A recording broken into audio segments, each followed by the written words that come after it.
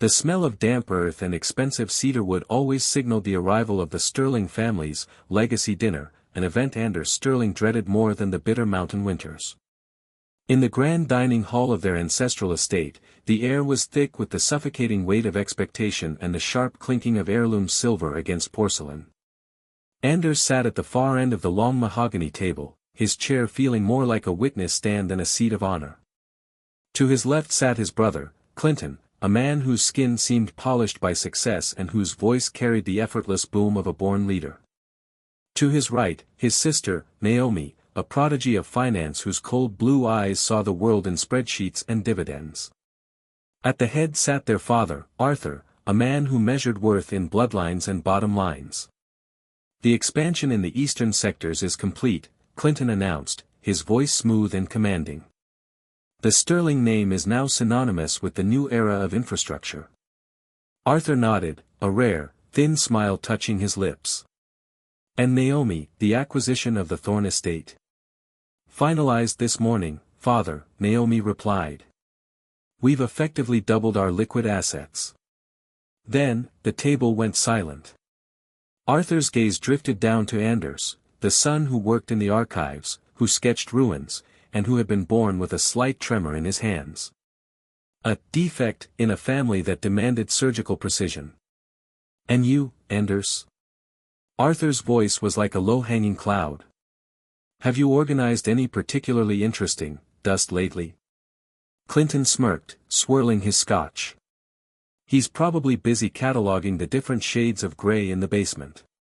Anders gripped his fork, his hand trembling just enough for the silver to rattle against the plate.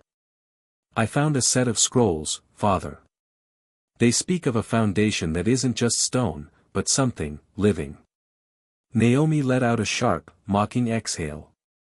"While Clinton and I build the future, you're playing archaeologist with trash." Arthur's expression hardened. "It is a shame that the Sterling blood has grown so thin in you. Perhaps silence is your best contribution. At least then, people might mistake your lack of ambition for mystery." Anders stood up and walked out, retreating to his attic sanctuary.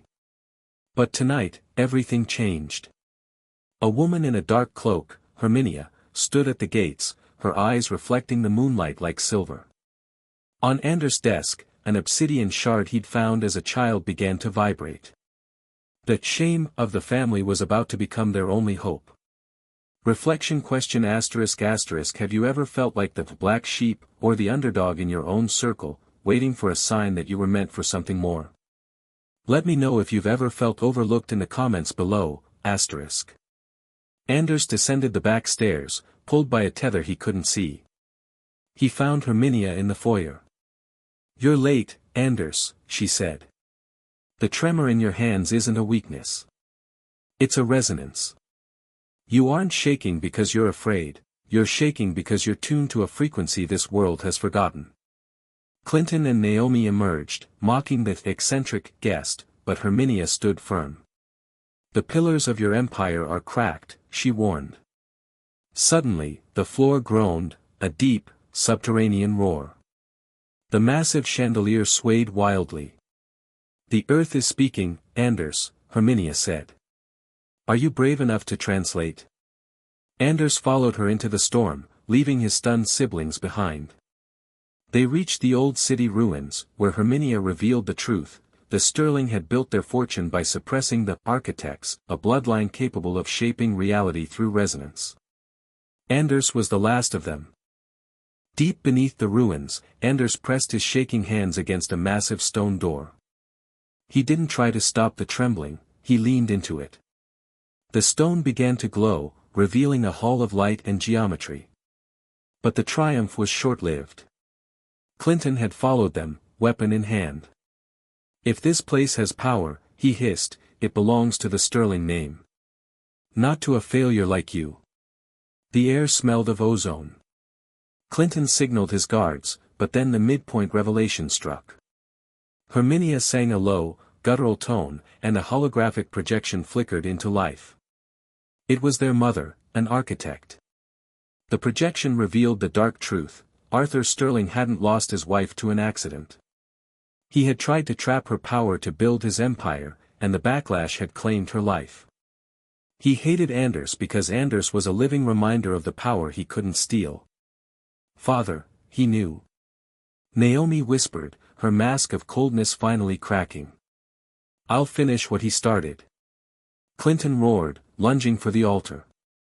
The chamber reacted violently. The floor buckled, a massive chasm opening between the siblings. Herminia pulled Anders away as the ceiling began to crumble. Looking back, Anders saw Clinton and Naomi standing on the edge of the abyss, their family shattered by the truth. Trapped in the collapsing tunnels, Anders nearly gave up. But then, he felt a vibration of recognition. He realized the earth wasn't attacking, it was screaming in pain because of the anchors his father had driven into its veins. I am not the shame of this family, Anders whispered. I am the cure. He found Naomi, injured and abandoned by Clinton. He said I was expendable, she gasped. You're not, Anders said firmly.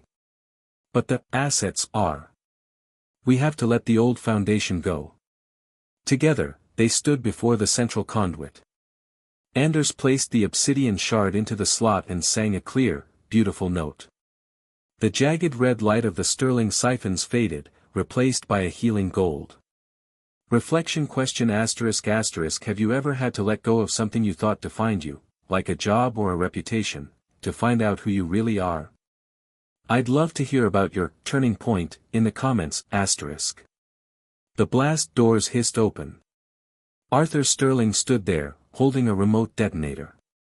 You are destroying 3 generations of work, he roared. No, father, Anders said. You killed Mom trying to cage something meant to be free. Arthur looked at Anders, steady, glowing, and powerful, and then at the hollow greed in Clinton. The facade crumbled. I thought if I could just control the source, Arthur whispered, I could bring a piece of her back. Give me the detonator, father. Let the city breathe. Arthur handed it over. Anders neutralized the explosives with a pulse of resonance. The storm was finally over. 6 months later, the estate was the Sterling Institute of Harmonic Architecture.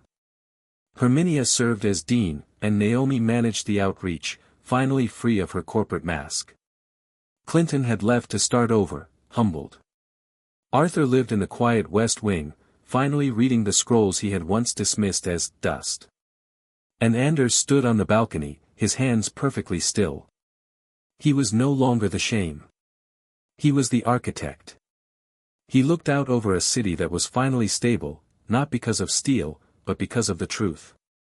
We all have scars that we try to hide. What if those very things are actually the keys to your greatest success? If you enjoyed this journey, hit that like button and subscribe. Until next time, remember, your destiny is waiting for you to listen.